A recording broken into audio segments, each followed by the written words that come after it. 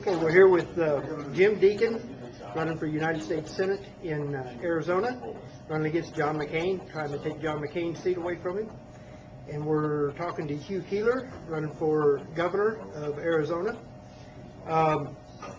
Guys, for the 912 project, we just want to know what the 912 project means to you. What, in your own words, why did you pick the 912 project, and what do you like most about being part of the 912 project?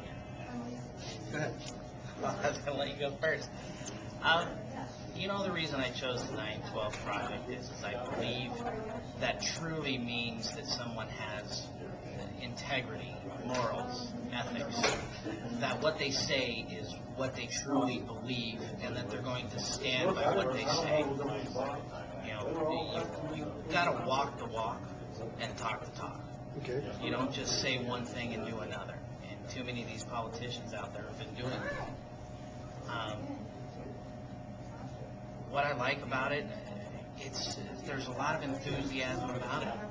A lot of people are finally figuring out that, hey, something's wrong with our government, and there's ways to fix it. And these are the type of people that we want to run our government to help us get our control of our government back to us.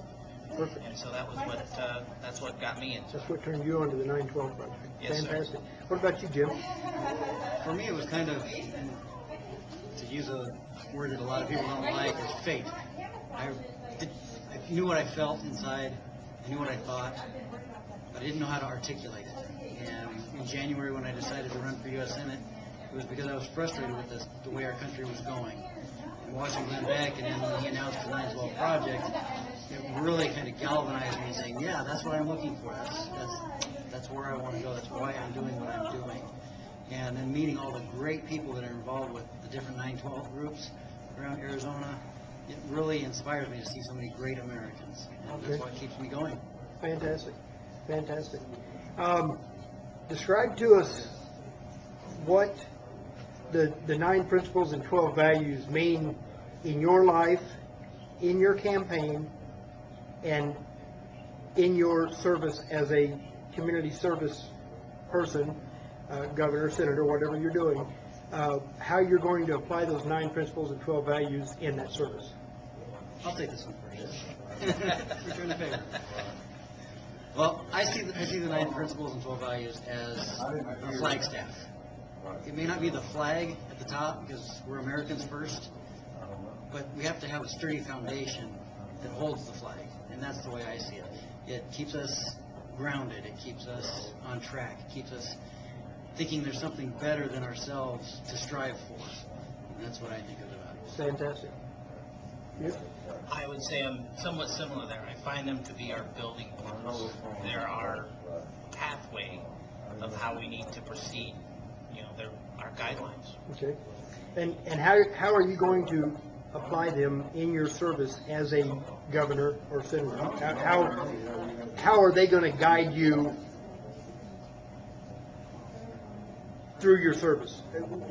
What are the items in the 9 principles and 12 values that you're going to use to make your decisions and to guide your decision-making process as governor, senator, whatever you're doing? Go ahead, Alan. You know, the first thing is some of the things that our founding fathers set our country up was under God. I mean, those were the principles that they believed in. They started this country. You know, the 10 Commandments, those are part of our big laws that we have. And so God is key here. We need to not keep taking God out of everything.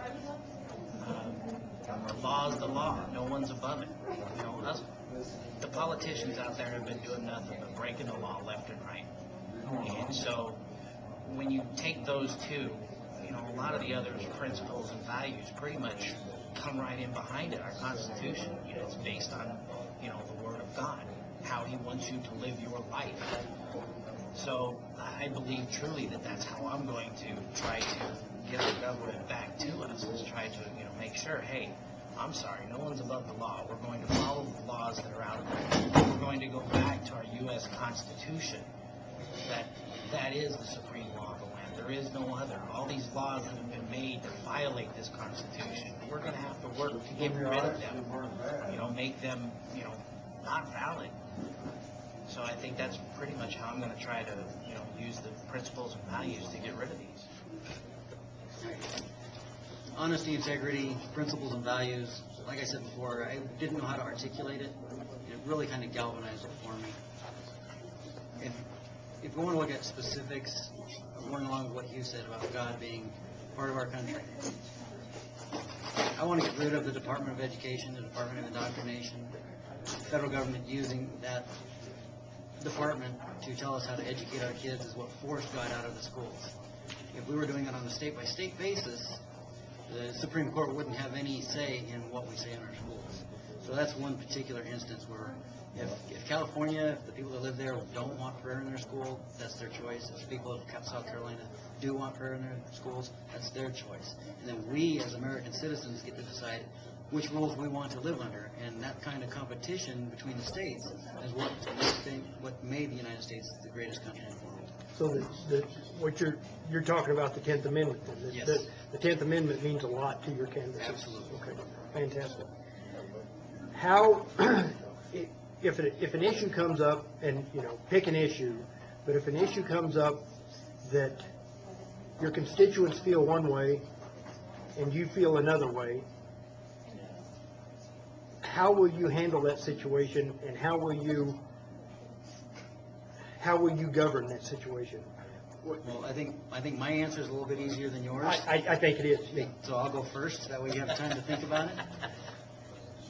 With me as the U.S. Senator, I see myself as restricted by the Constitution. So if the citizens of Arizona want me to do something that's contrary to the Constitution, all I have to do is explain to them that it's contrary to the Constitution. Please take it to your governor and your state legislators to take care of that issue. And that's how I see the role of U.S. Senate.